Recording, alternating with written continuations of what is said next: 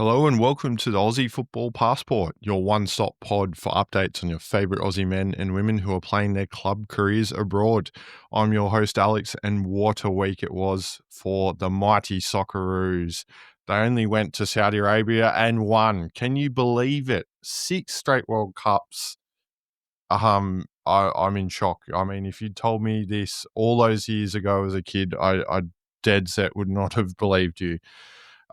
Look, incredible stuff. But look, we've got plenty to get through this week, so let's jump straight into the headlines.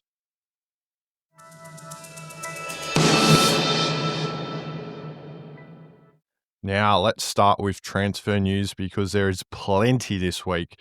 Let's kick it off with Kasey Bos. He, as we mentioned last week, he was looking to move to FSV Mainz, and that has been confirmed.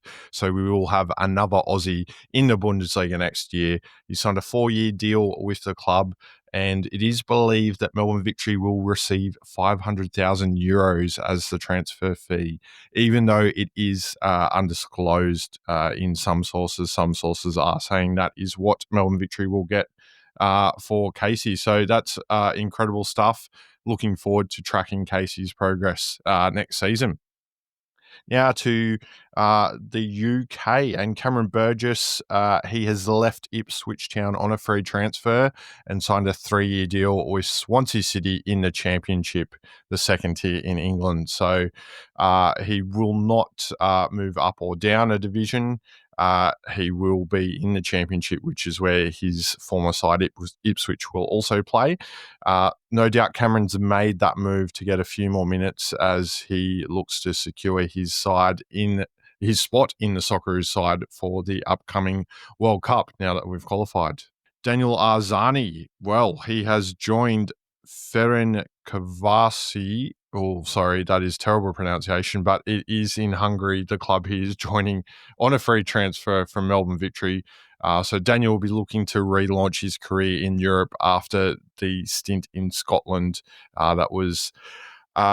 He had a few issues, of course, but we wish Daniel all the best. So that will be one we will keep an eye on in future pods. Another one. Well, guess what? We've got another Aussie heading to Scotland. Can you believe it? This time it's Zach Sapsford. He's joining Dundee United from Western Sydney Wanderers for an undisclosed fee.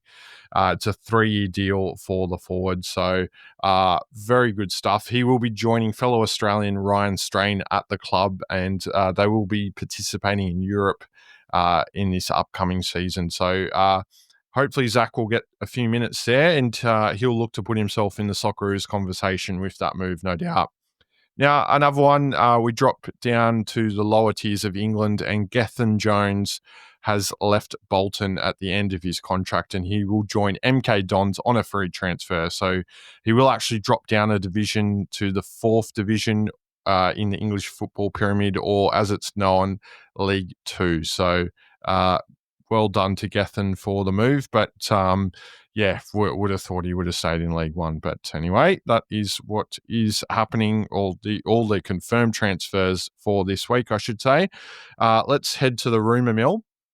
And it looks like Grasshopper and Rapid Wien are the clubs believed to be the front runners to take Nestor Irankunda on a loan from Bayern Munich for next season, with Bayern not wanting to sell the winger. So we will keep you posted with that one. As we know, transfers can move and change very quickly. Speaking of, Adrian Segacic, well, he was on the verge of a move from Sydney FC to Rapid Vienna in Austria. However, he had his head turned by interest in the English second division, and the front runner is believed to be Portsmouth, who, of course, bought in 2 Australians in the January transfer window in Thomas Waddingham and Hayden Matthews. So let's see how that one plays out. It does look like Adrian will get a move one way or another. I highly doubt we will see him in Sky Blue for Sydney FC next season. So let's hope Adrian can find a club. All right, Nectar Triantis. He's getting a lot of interest from clubs despite his parent club Sunderland winning promotion to the English top flight. So he did have that successful second loan spell at Hibs. Yes, that's right. He's been there twice on loan. He became a bit of a club favourite this season, got plenty of minutes and a call up to the Socceroos squad as well, which was well earned. There's clubs both sides of the Atlantic looking at him in the MLS and all throughout the UK. So it will be very interested. Sunderland reportedly want a fee of £1 million for his services if a club were to take him off their hands. So no doubt there will be more to come in this story as we roll forward with that one. Just a side note with Nectar, it is believed that his club future was the reason for him withdrawing from the latest Socceroos squad. So let's see if he does have a change of heart in terms of national team representation and where he ends up in clubland. Now, talking of national teams, big news for the Joeys or the under-17s men's squad. Brad Maloney has actually stepped down as the coach. A bit of a shame. He was in charge for 3 years and did some wonderful work. He guided the side to 2 AFC under-17 cups, appearances at the AFC Cups, I should say, as well as winning the under-16 ASEAN Championship. So his last 3 games in charge were a 2-1 win over Vietnam, a 2-1 win over Saudi Arabia. It seems to be a bit of a theme for our men's sides, and a 5-2 loss to China. So we wish Brad all the best in his future endeavours, and he did wonderful work with the junior sides, junior national sides. So good stuff there. Now over to the under-20 boys. They went down to Argentina, unfortunately. This time it was a 2-0 loss. So there will be plenty of work for the lads to do as they build towards that under-20 World Cup in September, and we will keep you updated on what is happening with that squad, as it is very exciting times after that Asian Cup win earlier in the year. Now, as we step up an age group to the under-23s, they beat the South Korean under-23s 2-0 in Korea in that one. So they ended the series of 2 games undefeated with the 0-0 draw, as we reported last week. So the goal scorers in that 2-0 victory were Garang Kwol, the forgotten man, at Newcastle United over in England. Another one that no doubt will be looking to move to greener pastures considering his limited game time there. And Alessandro Lapane, who, of course, plays in the A-League. Now, as we reported at the top of the show, how about those Socceroos?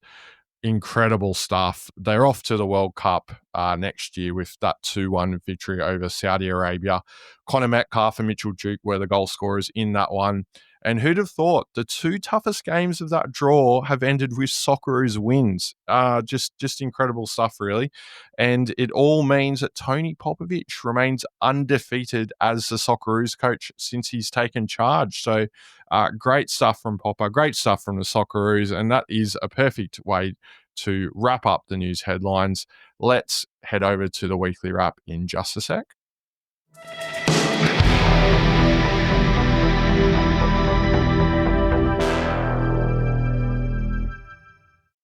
All right, it is weekly wrap time, and let's start with the ladies in Sweden. Polly Doran, well, she had a pretty tough week at the office for her club side, Linköping there. First of all, it was a 5-0 loss to BK Häcken. She got 5 minutes in that one, so lots of 5s in that game. And then she followed it up on the weekend with 19 minutes in a 3-0 loss to Rosengard. So very tough week for Polly. Our hearts go out to her. Avi Luik, she plays for BK Häcken, and she got the full game in that 5-0 win against Polly Doran's Linköping there. Avi backed it up on the weekend with another full game in a 6-0 win over AIK. Oof. And guess who was in goal for AIK? Yes, it was Jada Wyman. So another tough day at the office. So Yeah, not particularly great for our ladies in Sweden, but there are two more that we need to report on, and they are Amy Sayer. She got 82 minutes and 2 assists for Kristianstad in a 2-2 draw against Brompolkiana. So, yes, that is a bit of a mouthful, and apologies to all of our Swedish listeners out there. Remy Simonson, she got 70 minutes in that same game as well. So, great to see from both of them. In Denmark, Winona Heatley, she played the full game for FC Nordsjælland in their 0-0 draw with Fortuna. So playing in centre-back in that one. Well done to Winona, keeping that clean sheet. Let's head across to the Atlantic, and Alana Kennedy, she played 85 minutes for Angel City in their 2-1 loss to North Carolina Courage in what we are calling the Matildas Derby for this week, purely because we didn't really want to draw too much attention to that Polly Doran versus A.V. Lewick game and that 5-0 thumping. But also, yes, because there was a significant performer in that game, and we will get to that one later in the show. All right, let's head over to the men, and we will stay stateside where Jake Girdwood Reich, he got 25 minutes for St. Louis in their 3-3 draw with LA Galaxy in the MLS. And Patrick Yazbek, following up from his Socceroos appearances, I should say, he got 15 minutes for Nashville in their 2-0 win over Chicago Fire. So that is great to see for Patrick, continuing that good form there. Kai Rolls, he played the full game for DC United in a 2-0 loss to Real Salt Lake in another Aussie derby. And for Real Salt Lake, there are a couple of Aussies, with Lachlan Brook coming on in stoppage time in that one and getting a handful of minutes, along with Ariaf Piol, who continues to be a bit of an impact sub there. 21 minutes he got for Real Salt Lake in that win. And former Socceroo Brad Smith, he got 7 minutes for FC Cincinnati in their 1-0 win over New England Revolution. And that wraps our boys in the States. Let's head over to Japan. And Mitchell Duke, after his match-winning goal against Saudi Arabia, he got 19 minutes for Makeda Zelvia in their 2-1 win over Shonan Belmar in the J-League. Thomas Deng, he got the full game for Yokohama F. Marinos, but it was a 1-0 loss against Albirex Niigata.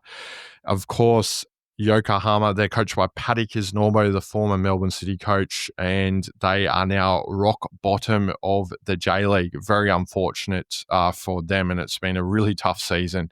Also, just a quick note that Jason Guerrier did not take a part in Alberex's side in that game.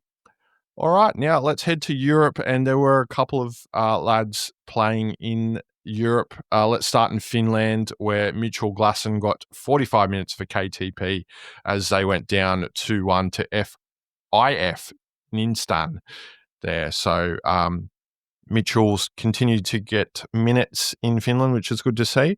Now let's head to Italy, where we have a Serie B playoff. And Adam Trustic, he got the full game for Salernitana in their 2-0 loss to Sampdoria. So it is played over 2 legs, and it is between the 16th and 17th place sides in the Italian second division to see who will keep their Serie B status or who will be relegated to Serie C. So a big game for Adam, and he will have his second leg of that game. Of course, the first leg was played in Sampdoria in Genoa, where their stadium is, of course, and they will have Salernitana will play at home in that second leg. So it will be a bit of a tough one, having to overturn that 2-0 aggregate score. So they will need to win by 3 goals, and no doubt Salernitana will need some Adam Trustic magic, which we know he can produce, as he has done in green and gold many times before. All right, so that is the weekly wrap. Next, it will be Players of the Week.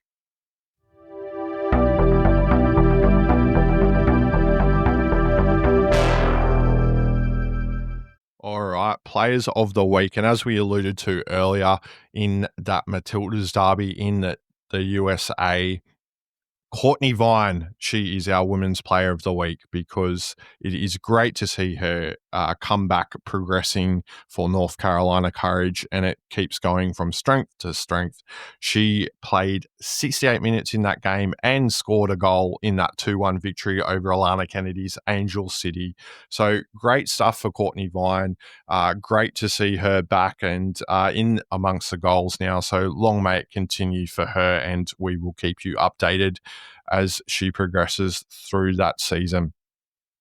Now to our Men's Player of the Week. It was a tough choice from the Socceroos action. We've made mention of the goal scorers Connor Metcalf and Mitch Duke earlier in the pod, but it was pretty difficult to go past our man at the other end, Matty Ryan. Not only was it his 100th cap in that game, he also made a crucial penalty save in the 2-1 win over Saudi Arabia. So the performance capped a wonderful 2025 for Matt, who turned around his club career with that transfer from Roma to Lens. He also won his Socceroos spot back off Joe Gauci. So well done, Captain. Fantastic. Of course, there are a little bit of rumours about whether he will still be at Lens in the 25-26 season. We will keep you updated. Of course, his coach has left for Southampton, so it may mean Matty will be on the move yet again, but stay tuned here. We will keep you posted. Well, that's it, folks, for another week of the Aussie Football Passport. I really hope you enjoyed the episode. Make sure you like, subscribe, and follow. Rate the show on whatever platform you are listening to this on. It's on Spotify, Apple Podcasts, YouTube, and Amazon. Also, make sure you follow us on social media to keep up to date with the laytest on the pod. We're on X, Facebook, and Instagram. So we will look to wrap up the international series of the Socceroos and Matildas over the coming week with some special guests. I look forward to bringing that to you later on in the week or into next week. But for now, thanks for listening, and I'll see you in the next episode. Goodbye for now.